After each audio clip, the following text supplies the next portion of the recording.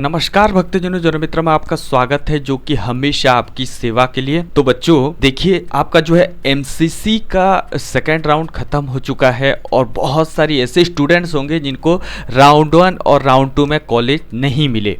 उसके भी रीजंस मैं बताऊंगा और उसके बाद हम लोग देखते हैं कि जो है बहुत सारे बच्चे जो है राउंड 3 में पार्टिसिपेट करना चाहते हैं और बेस्ट ऑप्शंस क्या है राउंड 3 के अलावा और स्ट्री वैकेंसी में किन बच्चों को पार्टिसिपेट करना चाहिए। इन सारे जो है आपके क्वेश्चन का आंसर इसी वीडियो में मिलने वाला है, तो वीडियो को एंड तक ज़रूर देखना। अगर चैनल में नहीं है तो डेफिनेटली सब्सक्राइब कर लेना। चलिए शुरू करते हैं। देखिए, काउंसलिंग का मतलब यही है कि आप किसी भी काउंसलिंग पार्टिसिपेट करते हैं, चाहे वो राउंड 1 हो, राउंड 2 हो या राउंड 3 हो, आपको रेलिवेंट कॉलेज मिलनी चाहिए। ठीक है, आपको बहुत अच्छा कॉलेज मिलनी चाहिए, आपके आसपास होनी चाहिए, आप वहाँ पे कम्युनिकेशन की सुविधा होनी चाहिए, एक्सेसिबिलिटी होनी चाहिए, आपको अच्छा लगे। ठीक है, आप जो पढ़ पाए 4 साल, ये जो कोर्सेस होता है 4.5 साल, आपको जो है अच्छे तरीके से पढ़ाई करके आपका जो है डिग्री कंप्लीट करना है और एक अच्छे डॉक्टर बनना है। ठीक है, डिग्री के साथ।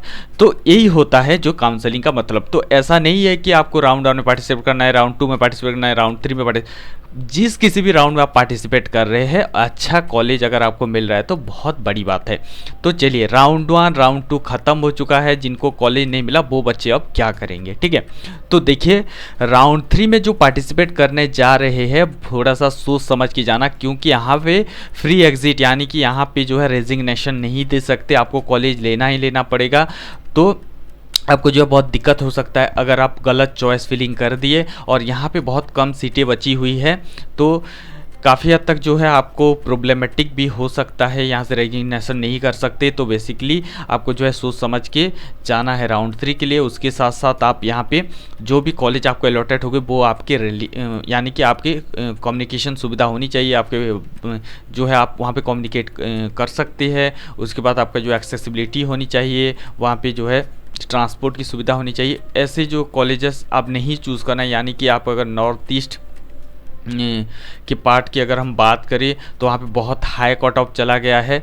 तो अगर आपका रैंक थोड़ा सा लो है तो आप जो है क्या कर सकते हैं, यानी कि कौन से बेस्ट ऑप्शंस आपके लिए है और आप जो है फर्दर ड्रॉप ले सकते हैं या आपको जो है अलग कुछ करना चाहिए। तो इन सारी चीज़ों के बारे में हम लोग एक एक करके डिस्कशन करेंगे फर्दर। तो चलिए देख लेते हैं कि कट ऑफ क्यों हाई चला गया। देखिए, पहले तो जो है आपका जो है नीट स्कैम, ठीक है, नीट स्कैम। उसके बाद दूसरा जो है आपका सीट एडेड हुई। ठीक है, सीट एडेड हुए, लेकिन फिर भी सीट एडेड होने के बावजूद भी वो जो है कट ऑफ थोड़ा सा हाई चला गया और काफ़ी हद तक जो है आपका प्राइवेट टॉप गवर्नमेंट कॉलेजेस और जितने भी सारे गवर्नमेंट कॉलेजेस डीम्ड यूनिवर्सिटीज़ थे, सारा फिलअप हो गया है काफ़ी हद तक। तो इसमें आपको तो यहाँ पे सारा कुछ आपका जो है सीट फिलअप हो गया, बट कट ऑफ जो है हाई जाने के रीज़न यही थे कि आपका जो है बहुत सारे बच्चों ने सीटें ले ली है और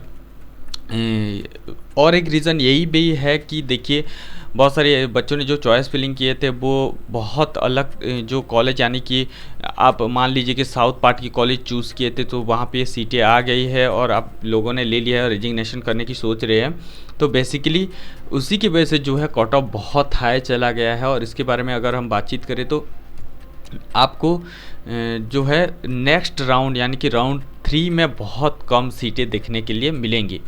तो उन बच्चों को क्या करना चाहिए राउंड 1 और राउंड 2 में जिनको सीट नहीं मिला, तो बेसिकली देखिए वो लोगों को यही करना चाहिए कि राउंड 1 राउंड 2 में अगर आप सीट अलॉटेड नहीं हुए हो तो आपको जो है बेसिकली आप देखिए राउंड 3 में ओनली 10% सीटें बचेंगी, जो कि ऐसे कॉलेज की सीटें बचे हुए हैं जो कि देखिए डिस्टेंस है।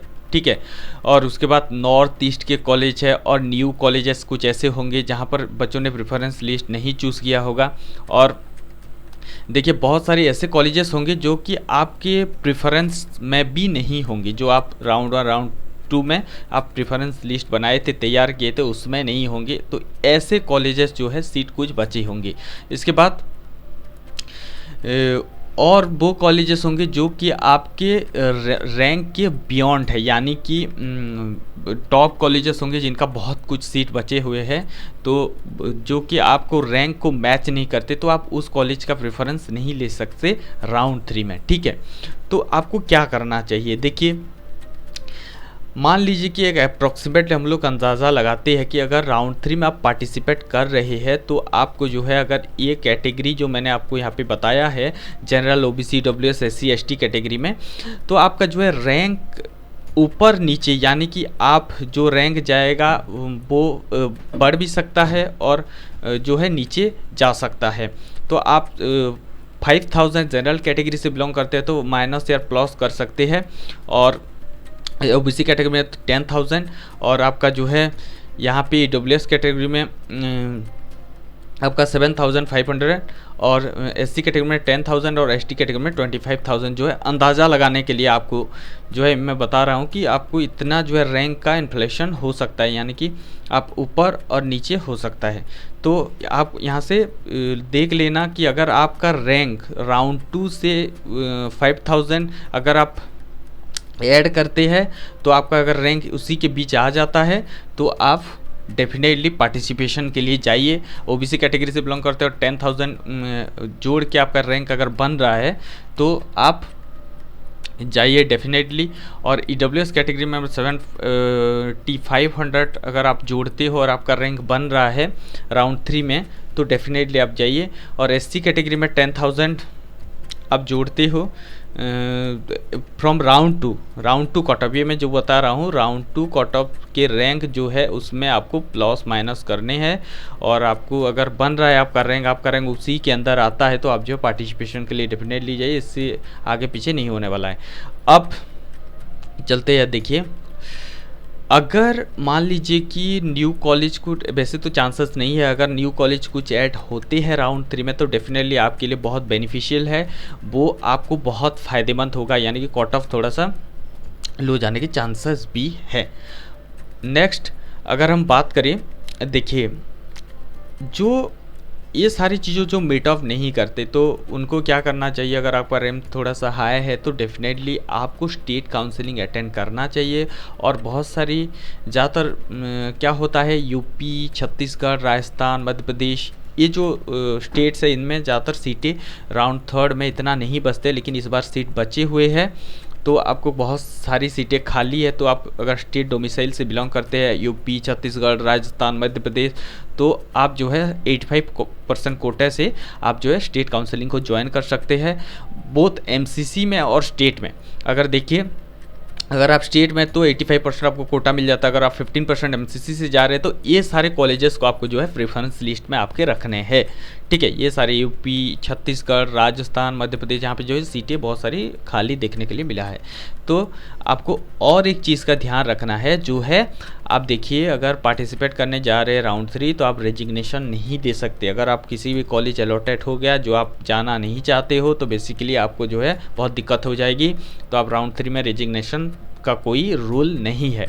तो यहाँ पे आप जो है स्टेट काउंसलिंग ज्वाइन कर सकते हैं, या तो एमसीसी में ज्वाइन कर रहे हैं तो सोच समझ के ज्वाइन करना। अगर आपका रैंक मैंने जैसे बताया पिछले, आपको ये कैटेगरी में अगर आपका होनी चाहिए, आपका अगर इस कैटेगरी के आसपास आ रहा है तो डेफिनेटली आप ज्वाइन कीजिए। अदरवाइज मान लीजिए कि आपका तो बहुत ज़्यादा रैंक है, यानी कि इसके आसपास भी आप नहीं आ रहे, तो आपको क्या करना चाहिए, तो डेफिनेटली देखिए अगर वो रैंक नहीं है आपका तो आपको देखिए मोपअप राउंड या राउंड 3 में पार्टिसिपेट नहीं करना चाहिए।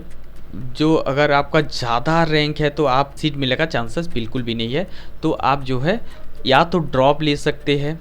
ठीक है, ये है आपके पास एक बहुत अच्छा ऑप्शन है, आप ड्रॉप लेके 2025 के लिए प्रिपरेशन कर सकते हैं। बेसिकली अगर आपका आसपास आया है मार्क्स तो आप अगर थोड़ा सा मेहनत करेंगे तो डेफिनेटली आपको जो है 2025 नीट आपका क्रैक हो सकता है।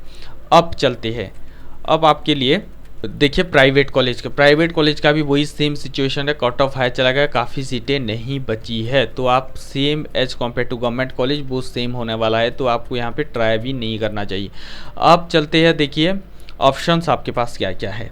तो बेसिकली अगर हम ऑप्शंस की बात करें तो या तो आप एब्रॉड से एमबीबीएस कर सकते हैं, या तो आप अलग कोर्सेस बीडीएस और आयुष ज्वाइन कर सकती है। लेकिन देखिए आयुष का एक दिक्कत है कि आपको वहाँ पे सर्जरी करने का नहीं मिलेगा, आपको यहाँ पे ओनली स्पेशलाइजेशन है, यहाँ पे सर्जरी नहीं मिलता। आपको जो आयुर्वेदा में स्पेशलिस्ट जो है डिग्री लेनी पड़ेगी। और इसके बाद अगर बीडीएस की बात करें तो बीडीएस डेंटल कोर्सेस आपको करना पड़ेंगे, लेकिन यहाँ पे बॉडी वगैरह नहीं मिलेंगे आपको। देखिए एब्रॉड एमबीबीएस की अगर हम बात करें तो 10 to 15 to 20 लाख में बहुत सारी ऐसी कंट्रीज मिल जाएंगी जहाँ पर आपको एमबीबीएस कोर्स वो करवा रहे हैं। लेकिन यहाँ पे एक दिक्कत है, एक प्रॉब्लम है कि आपको अगर जब इंडिया में आएंगे वापस तो आपको जो है नेक्स्ट का एग्ज़ाम देना पड़ेगा, ठीक है, एग्जिट टेस्ट का एग्ज़ाम देना पड़ेगा। अदरवाइज आप जो आपकी जो डिग्री है वो यहाँ पे वैलिड मानी नहीं जाएगी। तो इस बात को ध्यान रखना, हर चीज़ का जो है प्रोस है कॉन्स है, तो आप इसी चीज़ को ध्यान रखते हुए आपको जो है सारी चीज़ों को आगे बढ़ना है, ठीक है। तो अगर आपको पैसे तो भी आप अगर अब्रॉड में जा रहे हैं कोर्सेस करने के लिए तो एक बात ये है तो वहाँ पे सेटल हो जाए, क्योंकि जो कि इंडियन पेरेंट्स के लिए पॉसिबल नहीं है। और अगर आप फिर भी आ रहे हैं इंडिया में वापस कोर्स करने के बाद तो डेफिनेटली आपको नेक्स्ट का एग्ज़ाम क्रैक करना पड़ेगा। वही वैसे तो आपको नेक्स्ट का एग्ज़ाम क्रैक करना है ये पीजी और लाइसेंस के लिए, तो लाइसेंस के लिए आपको जो है डिग्री वैलिड मानी जाएगी, उसके साथ साथ पीजी के लिए भी जो है जा सकते हैं। तो ये था पूरे के पूरे आपके जो है ऑप्शंस। अगर आपको राउंड 1, राउंड 2, राउंड 3 में नहीं मिलने का चांसेस है तो आप जो है स्टेट काउंसिल या तो ज्वाइन कर सकते हैं, वहाँ पर भी नहीं मिला है तो आप जो है ये कोर्सेस वगैरह ज्वाइन कर सकते हैं। अदरवाइज आप जो है अब्रॉड के एमबीबीएस के लिए प्रीफर कर सकते हैं if you can afford that kind of money. अगर आप उतना पैसा अफोर्ड कर सकते हो तो आप डेफिनेटली जाइए अब्रॉड एमबीबीएस के लिए। बट अब मैंने आपको एक चीज़ बता दिया, नेक्स्ट का एग्ज़ाम आपको देना पड़ेगा। तो ये था पूरी की पूरी चीज़ें, आपको क्या करना है, कैसे करना है। तो मिलते हैं और अगली वीडियो में, तब तक के लिए इंतजार करते रहे हमारे साथ जुड़ने के लिए दिल की गहराई से प्रेमपूर्वक धन्यवाद।